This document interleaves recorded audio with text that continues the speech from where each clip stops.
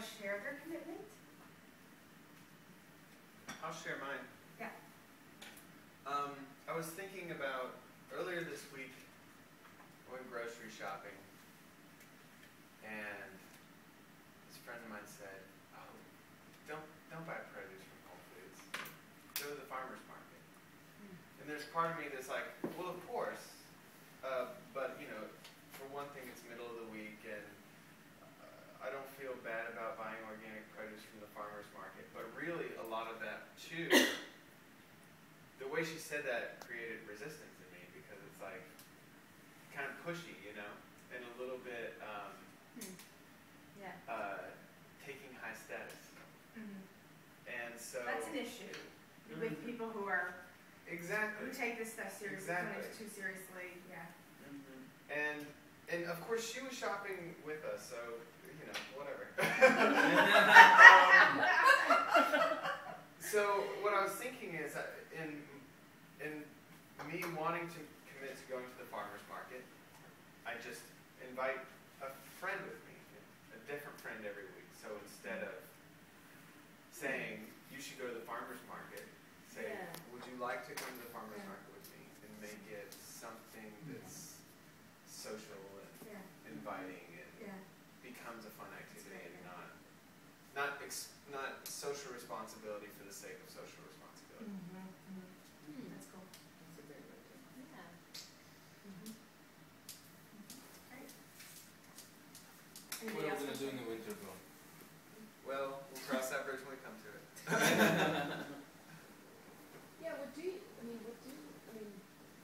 Well, there are winter farmers markets. There are some. Yeah, they have an indoor farmers market in Lincoln Park, I think. It's at, I think, Peggy Van Martin Nature Museum in the winter. Yeah, let's think of that. Well, since I'm moving, I thought, you know, one of the things that one guy is doing next month, it's the recess for the senators, and they ask people to shadow their senators, like when they have public events, to go and ask the tough questions about what's their stance on the energy and climate legislation. And Paul was just telling me it's difficult with Mark Kirk. That's his who he's trying to follow. I mean, there's not just senators, but you know, the House. And because they only want the right people to show up, you can't find out where they are. But in any event, because I'm moving, I won't be able to put any time into it. So I thought at least I can contact my Facebook contacts and tell them about it and ask them to do it. And so sometimes, you know, our life changes limit what we can do, but we can still do what we can do. So that's What's your congressman? I don't even Senator? know. I don't even know. Durbin and Burris are. I mean, Durbin's really important. He's a big supporter. Like my congressman, she's so great. Like I can't. I mean, there's nothing to do. She already got it all. But sometimes you need to know you support them. Right? But we can support them for sticking their necks out and that kind of thing. But I also like what you were saying, Dana, because most of us have friends elsewhere, friends and family elsewhere, and so we are lucky to live in the state we live in.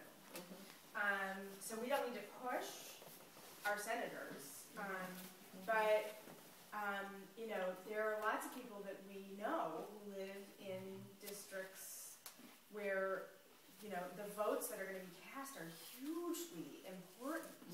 So if we think in terms of not just our local networks, but who we know around the country, and using channels like Facebook, or email lists or whatever we have, and just saying, hey folks, this matters, and that our Congress people actually want to hear from us, and that it can often take only 5 or 6 people, 7 people, something like that, to get their attention. So if they hear from a handful of people on an issue around the same time, they go, oh, our constituents care about this, and it's like, right, I mean, that's like a family. Exactly, right, it's like, right, it's like, family to I mean, show up.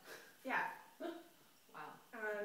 So, and who among us doesn't have friends and family who live in states that have who have senators whose votes really count, right? I mean, it's locked, but that's not true in a lot of places, so.